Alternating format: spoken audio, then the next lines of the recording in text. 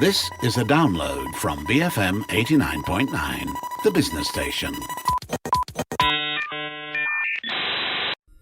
This is the TED Radio Hour. Each week, groundbreaking TED Talks. TED Talks. TED. Technology. Entertainment. Design.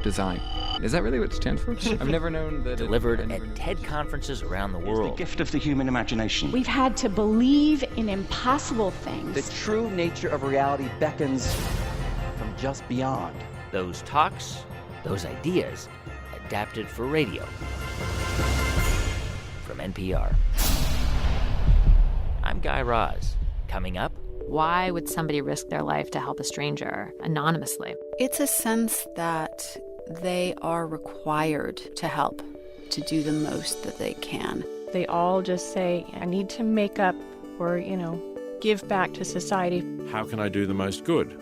this episode, ideas about altruism. First, this news.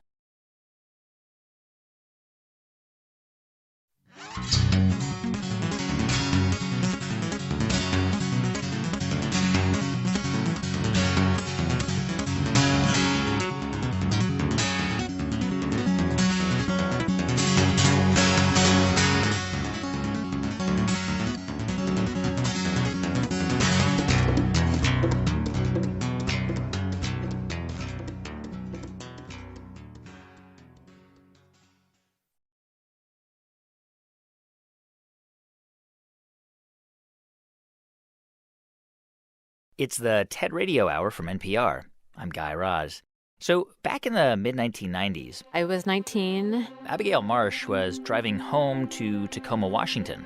And Abigail, you actually go by Abby, right? I do, yeah, I go by Abby in person. Only, high school teachers call you Abigail. That's right, and British people. And British people, right? So on that drive home on the Interstate 5 freeway, It's a big, busy freeway, biggest in the state. Abby experienced something that has stayed with her ever since. It was around midnight, and I was crossing over a bridge, and a little dog darted out in front of my car. I was still a pretty new driver, and I did the thing you're not supposed to do, which is swerve to try to avoid it. And the combination of swerving and then unfortunately hitting it anyways sent the car into a spin across the freeway until it finally came to a stop in the fast lane. So the car comes to a halt, and what's the next thing you remember? Well, I remember that it had died, and I don't know why the engine would die from doing donuts, but it did. I remember the windows were down because it was a summer night, and I heard a knock on the passenger side, and I turn and I see a man standing there, and all he said was, "You look like you could use some help. Can I come get in your car?" So I said, okay, and then he hopped in the car, figured out it was still in drive, which is why it wouldn't turn on, and then gunned us across the freeway and parked behind his own car, which I remember being a nice BMW. And then he looked at me and he was like, "You gonna be okay? You need me to follow you for a little bit?" And all I can remember saying is, "No, I'm gonna be okay." And he said, "Okay, you take care of yourself." And he got out and hopped back in his car and drove off.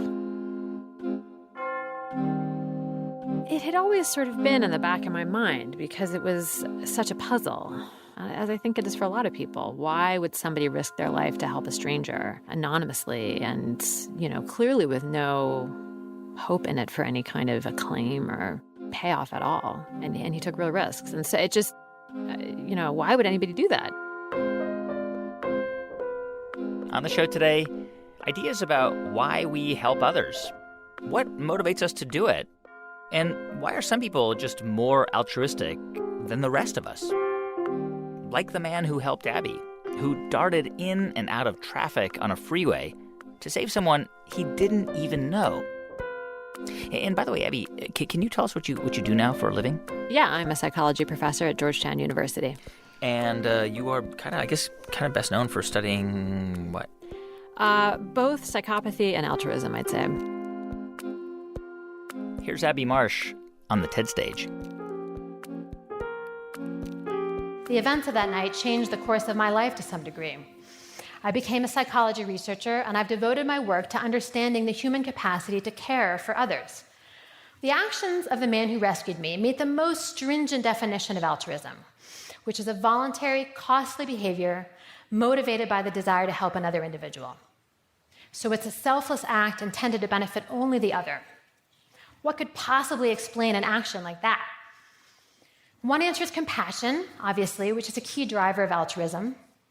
But then the question becomes, why do some people seem to have more of it than others? And the answer may be that the brains of highly altruistic people are different in fundamental ways. But to figure out how, I actually started from the opposite end, with psychopaths. A common approach to understanding basic aspects of human nature, like the desire to help other people, is to study people in whom that desire is missing. And psychopaths are exactly such a group. So they are characterized by a lot of things, but some of the most consistent findings about them is that they're very bad at recognizing fearful facial expressions. So basically, if they see somebody in a vulnerable situation, it doesn't compute? Yeah. Huh. And there's a region of the brain under the cortex called the amygdala that we've known for a long time is really important for recognizing other people's fear, because people who have lesions in this area show very specific selective deficits in recognizing other people's fear. And what does the amygdala look like in psychopaths? So in people who are psychopathic, it tends to be too small, sometimes maybe 20% smaller than that of healthy people. Wow. Yeah. And we know from brain imaging studies that most people show a strong increase in activation in the amygdala when they look at somebody who's afraid, whereas people who are psychopathic don't. Okay, so that was your baseline. And then what was your theory that you came up with? Well, over the years, people have been coming to the conclusion that it's not like there's two kinds of people in the world, psychopaths and everybody else. Yeah. Psychopathy, like a lot of psychological disorders, exists on a continuum where you can have people at the very far end who are sort of maximally psychopathic, and then people who are just a little psychopathic, and then the bulk of people in the middle who are not particularly psychopathic. Right. But that continuum suggests that might be only half the equation. It might be that the continuum keeps going in the other direction, so that you have highly psychopathic people on one end, average people in the middle, and then maybe on the other end you have people who are anti-psychopathic, who are unusually sensitive to other people's distress and unusually caring. And so that suggested to me that maybe if you studied people who were extraordinarily altruistic, their brains would look kind of like anti-psychopathic brains. Abby wanted to test this theory out, so she gathered a group of people you might call extraordinary altruists. Put a bunch of recruitment advertisements out on living kidney donor listservs. Basically, people who had donated a kidney to a complete stranger. And we flew about 20 of them into Georgetown and put them in the MRI scanner. And she tracked their brain activity, all while showing them the same photos that they had used with the group of psychopaths. We showed them pictures of fearful facial expressions. And then you measured how their amygdala reacted, or the activity? Exactly. So the fMRI measures blood flow in the brain. And so we looked to see if there was an increase in how much blood was recruited to the amygdala. And did you see, like, wildly active levels? We saw increases in activation in the amygdala. It wasn't like they were totally non-overlapping distributions. Yeah. But yes, on average, when we looked at 20 adults who had never donated a kidney to anybody, but were similar to the altruist in every other way that we could think of measuring, on average, the altruist showed increased amygdala activity relative to those controls. And what about size? And it was bigger, too. So their amygdalas were 8% bigger than the controls were on average. But I should add that what makes extraordinary altruists so different is not just that they're more compassionate than average. They are. But what's even more unusual about them is that they're compassionate and altruistic, not just towards people who are in their own innermost circle of friends and family, right? Because to have compassion for people that you love and identify with it's not extraordinary. Truly extraordinary altruist compassion extends way beyond that circle. And I've had the opportunity now to ask a lot of altruistic kidney donors how it is that they manage to generate such a wide circle of compassion that they were willing to give a complete stranger their kidney. And I found it's a really difficult question for them to answer. I say, how is it that you're willing to do this thing when so many other people don't? You're one of fewer than 2,000 Americans who's ever given a kidney to a stranger. What is it that makes you so special? And what do they say? They say, nothing. There's nothing special about me. I'm just the same as everybody else. So is there a strong biological component to altruistic behavior? In other words, I mean, is it connected to this idea that we need to perpetuate and strengthen our species? We need to make sure it survives, and therefore we behave this way because we assume others will behave this way towards us in times of need? So the idea is that because, we humans, we're a group living species and really very sort of physically vulnerable. And so, yes, as a species, we never would have survived unless we had developed these strong impulses to provide care for the vulnerable and the needy. So those capacities exist, but it gives us the capacity to feel true care for others' welfare at a psychological level that doesn't have any, this is going to benefit me in the long run. How do other species demonstrate altruism? Well, there have been some really cool studies looking at altruistic behavior in rats, where rats will help one another when they're trapped in water or trapped in little confining tubes. Rats, I don't work with them myself, but rat researchers have convinced me that rats are pretty cool. And rats are very good mothers. There are wonderful studies of how rats will walk across electrified grids to retrieve their babies. They're really, right, exactly. Yeah. Exactly. A little warmer, towards rats. Yeah. So rats are altruistic. What other species are altruistic? A lot of the higher primates are, dolphins are, certainly dogs are. Dogs are a lovely example of they love puppies, just other puppies. Dogs will take care of any species you give them. But there are fantastic stories of dogs that have been given baby skunks, baby owls, you name it. And they have tremendous mothering instincts. It's interesting because clearly those animals are not doing it for selfish reasons. Like a dog is not looking after a cute little baby animal and saying, hey, recognize me for all this great altruism that I'm demonstrating. Like a dog is just doing it. It's just behaving that way. Yeah, you see this creature in need and you can't help but want to care for it. That's, that's how people are. I would argue that almost everybody has had the experience of encountering a baby animal or a young child in need somewhere that they didn't know, and you're just instant urges to help in those circumstances. But the thing that I wonder about the research that you carried out is, and this is this question I'm scared to ask you, is does this mean that some of us are just wired to be better than others?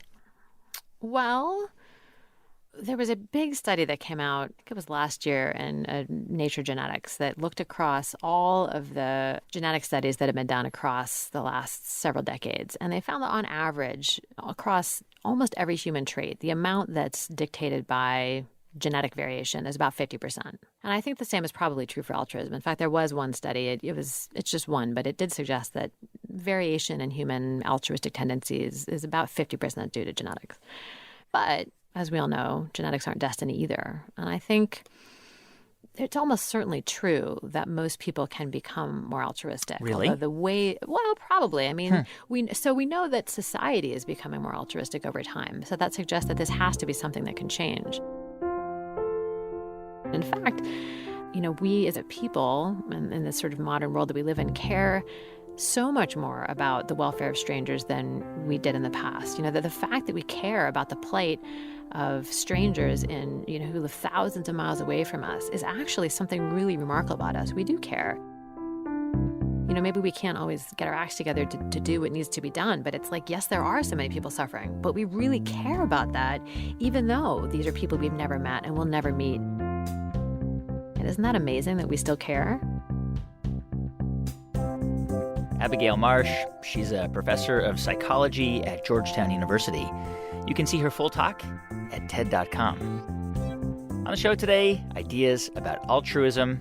I'm Guy Raz, and you're listening to the TED Radio Hour from NPR.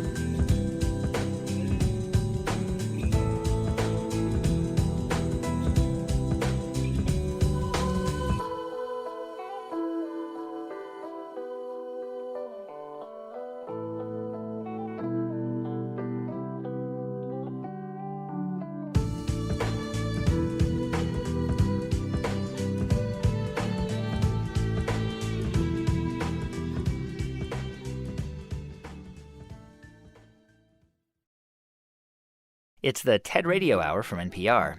I'm Guy Raz.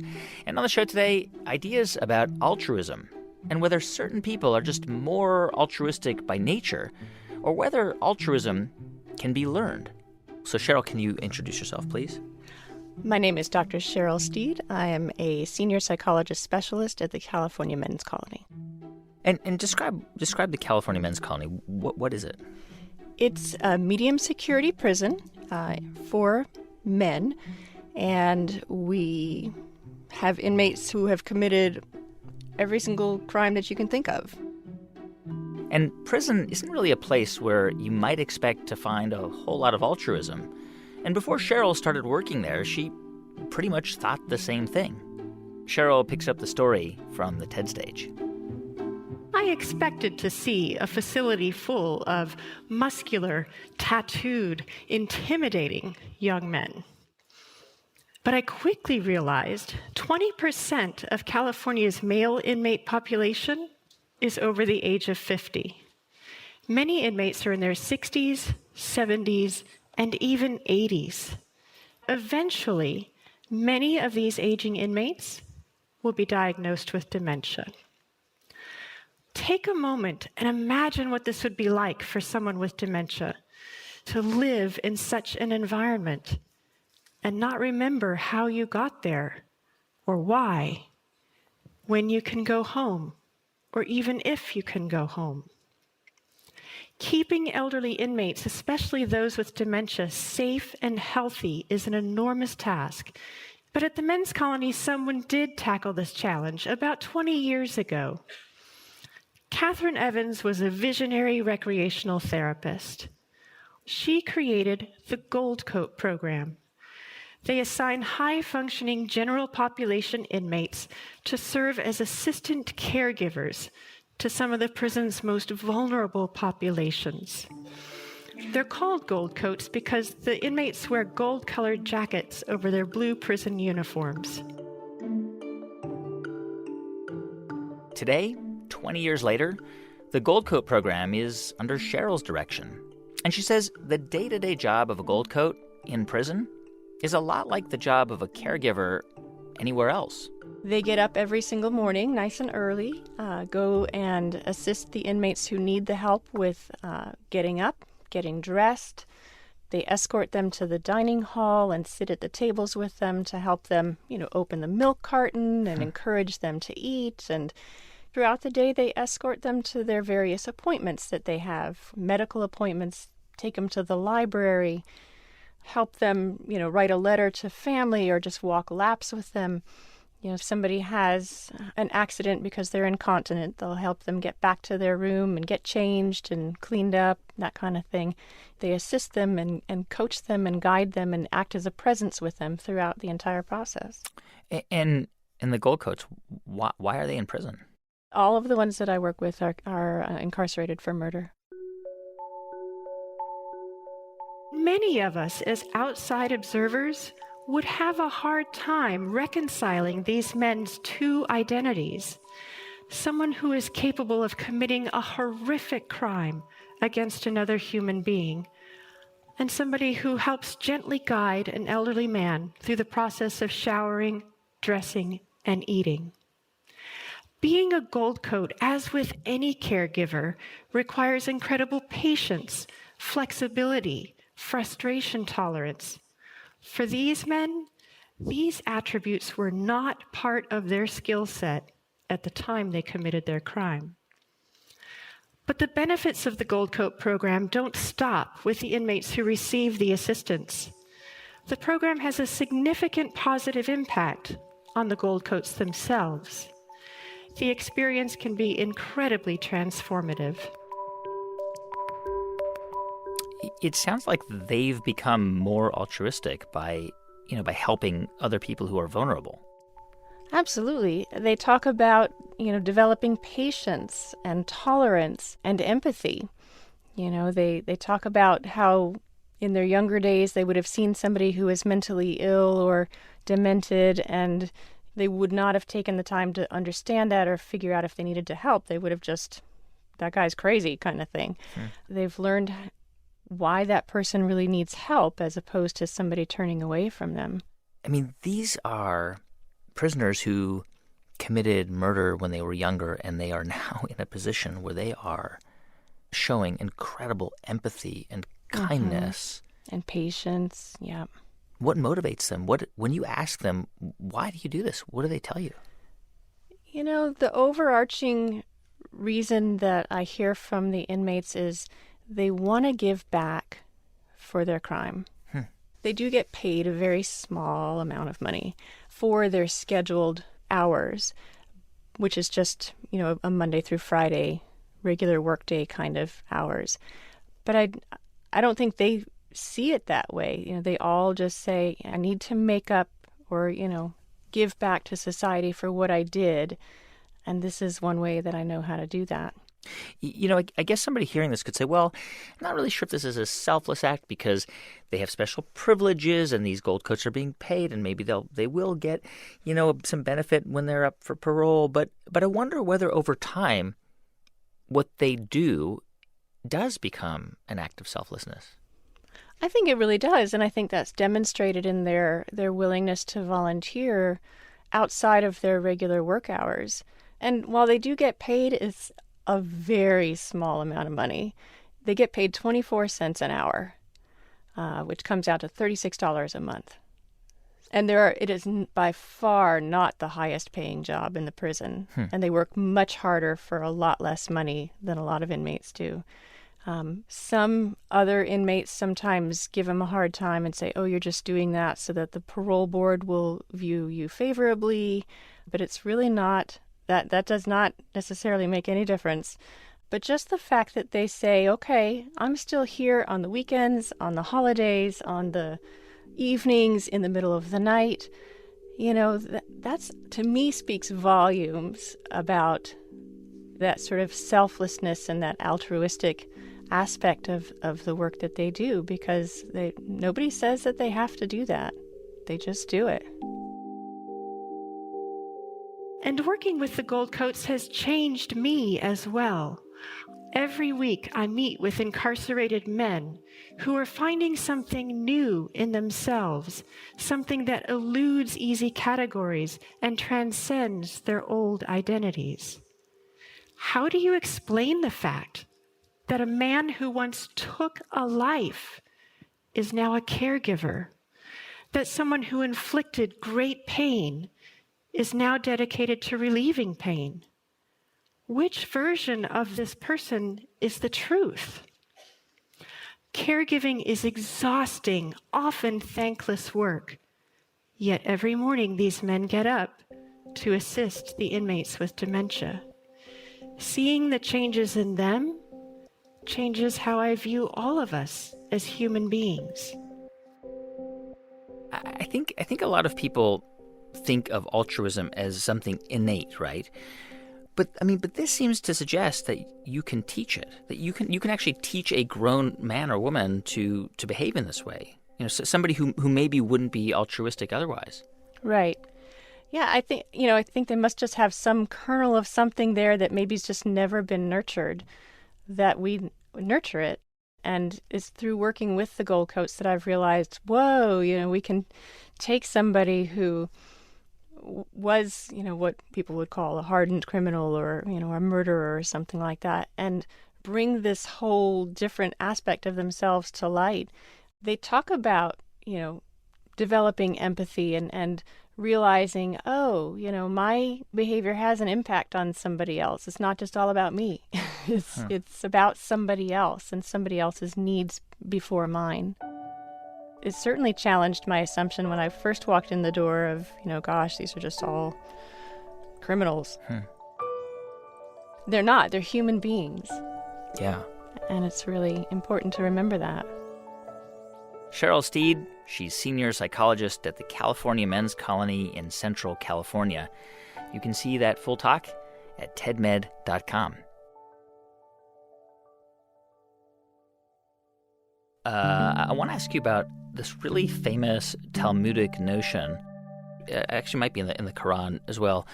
But this idea that, if you save a single life, then you have saved all of humanity. Do you know that one?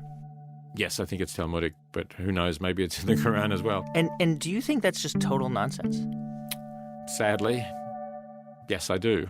This is the renowned and somewhat controversial philosopher Peter Singer. He teaches at Princeton. I mean, of course, if it's encouraging people to save one person rather than not to save anyone, that's a good thing. But if you really take it literally, I don't see how anyone could really think that if you have a choice between saving the life of one person and saving the lives of 1 million people, to say, well, I've saved the one, can you really take that seriously? I can't. For decades, Peter Singer has asked really big ethical questions, specifically about suffering and how we should all work to reduce it, which has brought him to a very different definition of altruism. Peter explained his idea on the TED stage by starting out with a news clip, and you might remember this. It's about a horrific incident in China a few years ago when a van ran over a toddler. Within 2 minutes, 3 people passed 2-year-old Wang Yu by. The first walks around the badly injured toddler completely. Others look at her before moving off. There were other people who walked past Wang Yu before a street cleaner raised the alarm. She was rushed to hospital, but it was too late. She died.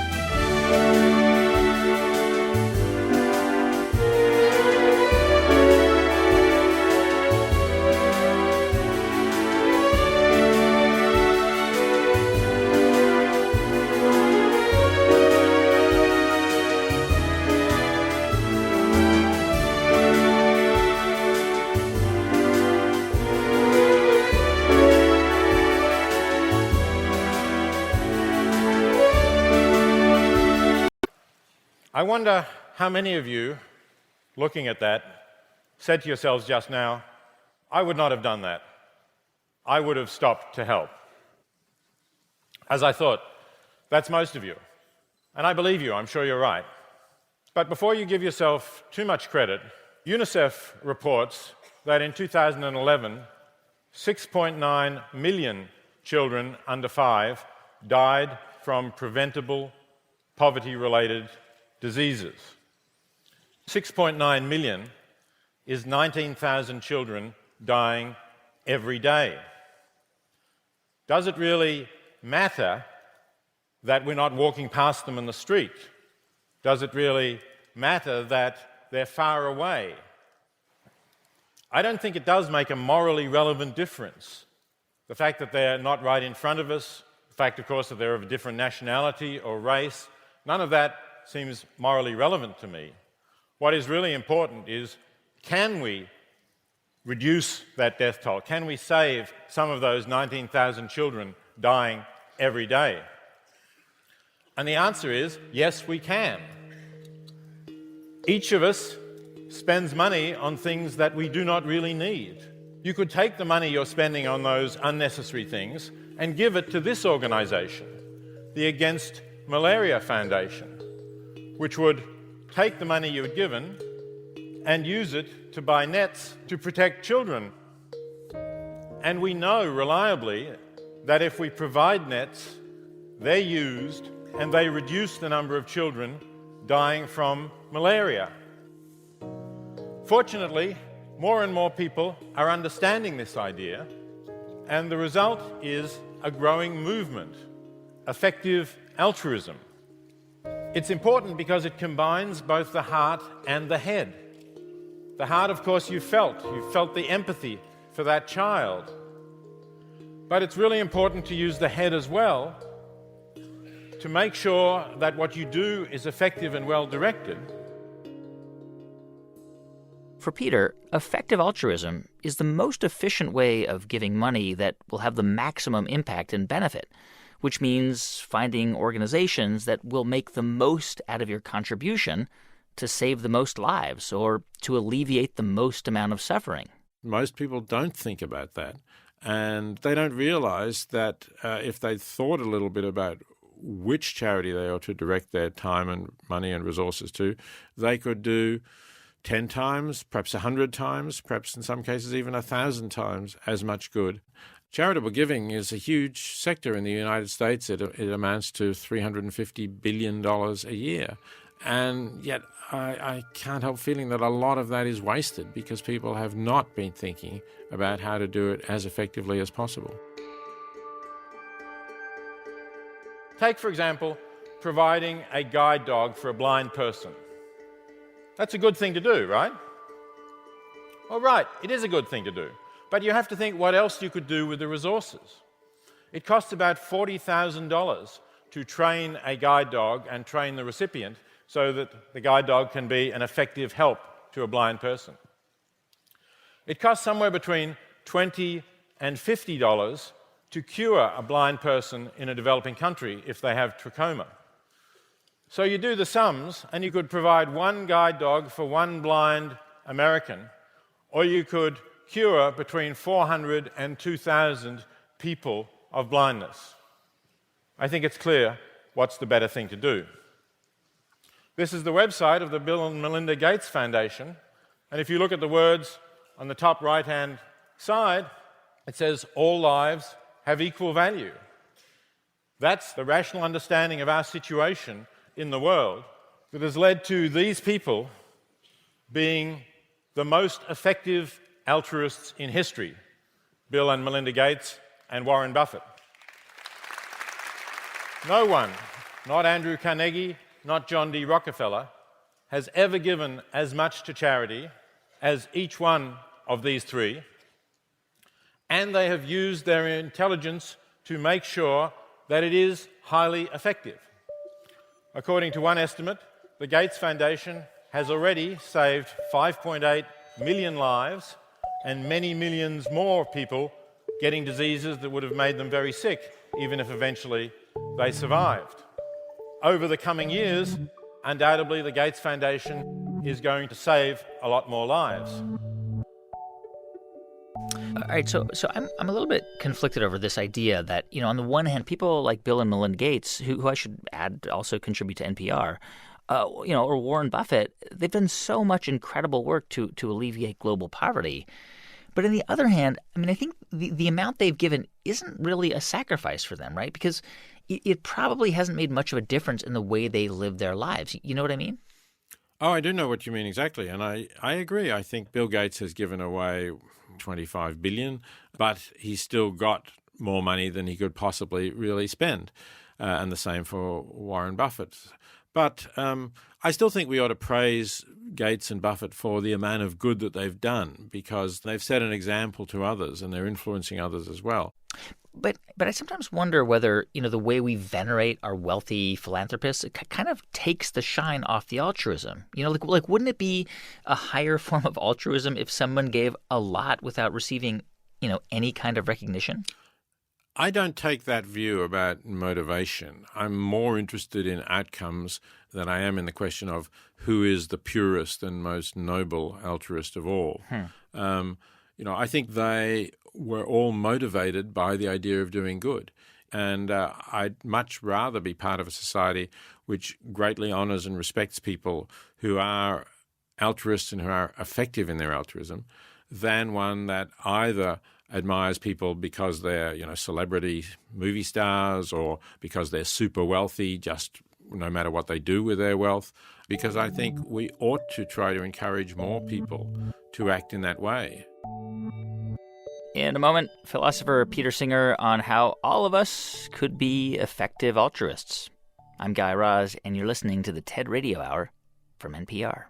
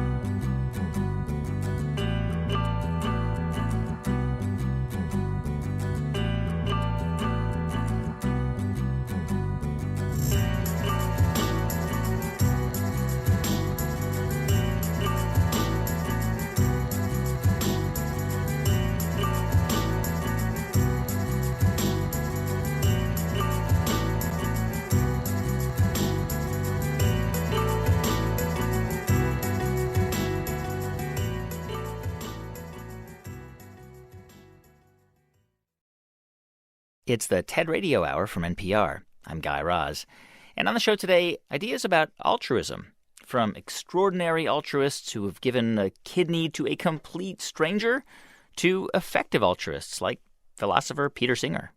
Effective altruism is the form of altruism in which we bring our rational capacities to bear in order to do the most good that we can.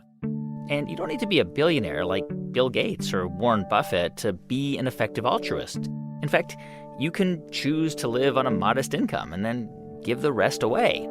Or you can choose what Peter calls an ethical career. In terms of how can I do the most good? What is the most ethical career for me to enter into?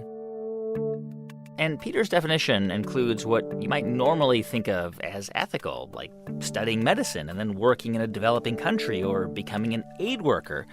But it also includes careers that you might not normally think of, like becoming a Wall Street banker. If you have the abilities to earn a lot of money, and if you have the character to persist in giving that to the most effective charities you can find, then that may be the best thing that you can do. Also, if you do become a Wall Street banker, I think you need to be aware of what you're doing in terms of your daily work, not just earning money to give a lot away, but you need to think about, am I harming people through the work that I'm doing? Okay, so let's say, you're a highly paid Wall Street banker and, your work is kind of neutral. You're not harming anyone. You're giving away a lot of your money to effective charities. And let's say you're thinking about, taking an hour to work in a soup kitchen. Would it be better to work that hour in a soup kitchen or just, donate the money? Well, if I'm a highly paid Wall Street worker and I'm losing many hundreds of dollars, perhaps even thousands, by going to work for the soup kitchen, then it would be better for me to keep working.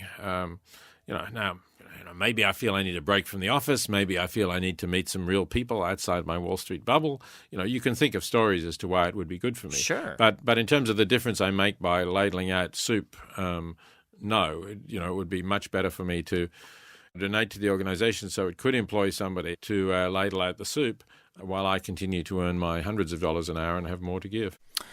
But Peter, you could have chosen a career where you would have made a lot more money and then you could have given away a lot more money, right? but you didn't. And who knows? You've probably had a lot of influence on people through your writing and teaching. But do you know what I mean? Yes, you're right about that. Looking back on my career, I think I've been extremely fortunate to be in the right place at the right time in order to have the influence that I did. But couldn't you argue that your decision to become a philosopher was a selfish act? Why exactly a selfish act? I'm not denying that it was, but why are you saying that? Because if you could have made a lot more money doing something else, you could have given a lot more money away. Oh, that's true. But on the other hand, I wouldn't have had the influence that I've had through my writing. But you didn't know that. You didn't know that going into it. Absolutely I didn't. And, if you're asking me what were my actual motivations, then I just found philosophy very interesting. That's true. So, you could say that my motivation was not the best. And if I'd thought about the possibility of going into business to earn a lot of money and give it away, that would have been a more reasonable choice for me to make at the time. I didn't even think about that either, I have to say. Yeah. I wasn't really thinking that ethically as I should have been at the time. Earlier, Peter, you mentioned the $350 billion a year in charitable contributions that are given away just in the U.S. alone. And I'm just wondering, if everyone who gives money were to practice effective altruism, could we resolve some of the biggest problems we face? We certainly would resolve the problems of the charities that are working in areas where they can do the most good. So if you consider that the U.S. foreign aid budget is $30 billion, yes, we could make a major contribution to reducing global poverty, start to deal much better with some of the other big environmental problems that the world faces. So I think we could solve a lot of problems. Philosopher Peter Singer, he teaches at Princeton University. You can watch his entire talk as well as find resources on effective charities at TED.com.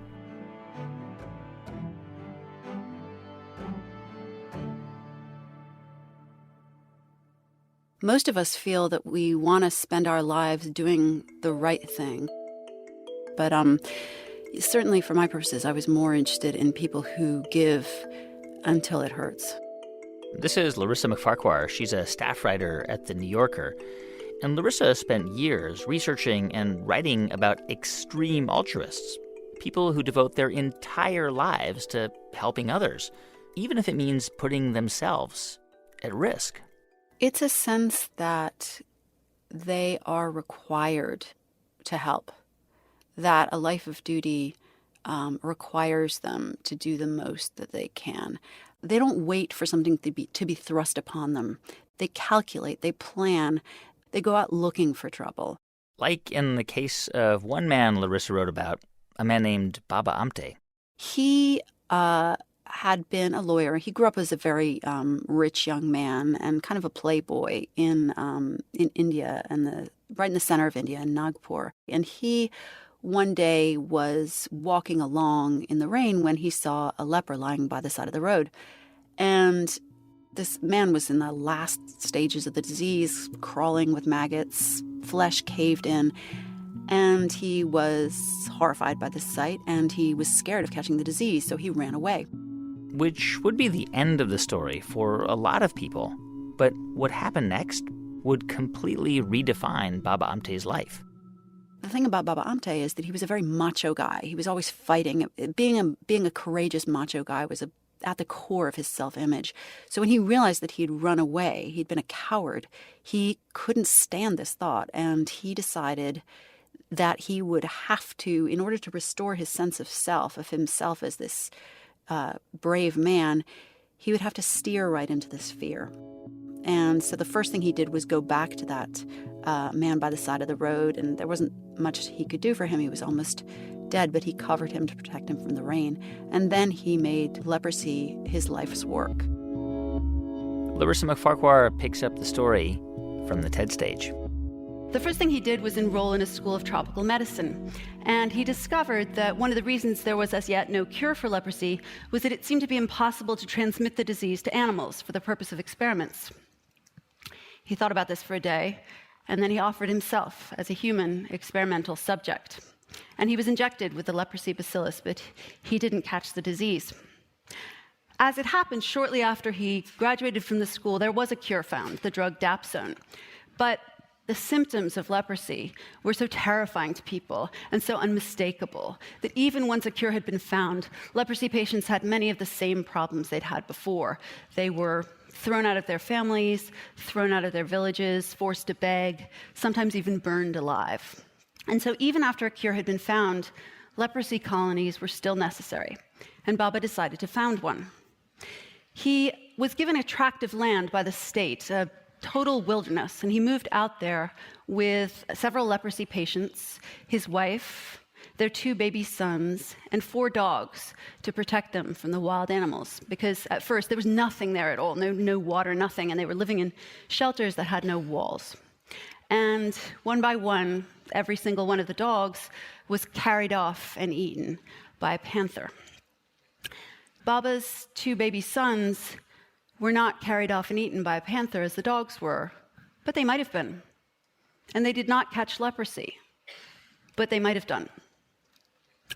Now, I visited this leprosy colony many decades later after he founded it, and it's now a flourishing community. It's an extraordinary place. Several thousand people live there, and this is not just a refuge for the desperate anymore. It's a place where people live their whole lives, they have children, they get married, there are many schools there are workshops, there's even a college. But this is what I mean when I talk about preparedness to sacrifice family for strangers. This willingness to sacrifice for a cause, many people find it strange and unnatural. And it's this sense that I think is a deeper reason why some of us don't give more than we do. I mean, to be honest, this story is kind of uncomfortable, right? I mean, like, it doesn't seem right for him to have injected himself with the disease and to put his family at risk. Yeah, and that's what people have a problem with. They think you should draw the line somewhere. You should not be so devoted to strangers that you are prepared to sacrifice your family. And I think it's interesting to think about how we would have evaluated Baba Amte's achievement if those sons had died or gotten sick. Yeah.